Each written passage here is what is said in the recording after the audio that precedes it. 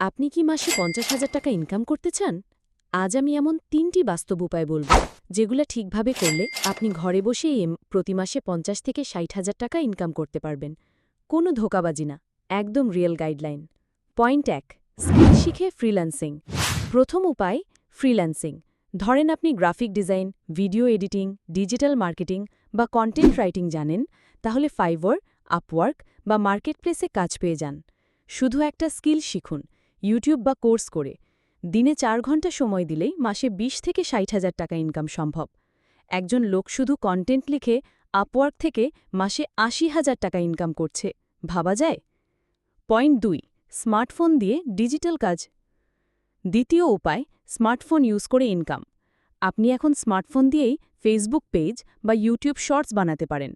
Funny video, informative video, cooking বা DIY যেটা পছন্দ করেন সেটা শুরু করুন। ভিউ বাড়লে স্পন্সরশিপ, অ্যাড, পেজ মনিটাইজেশন থেকে টাকা আসবে।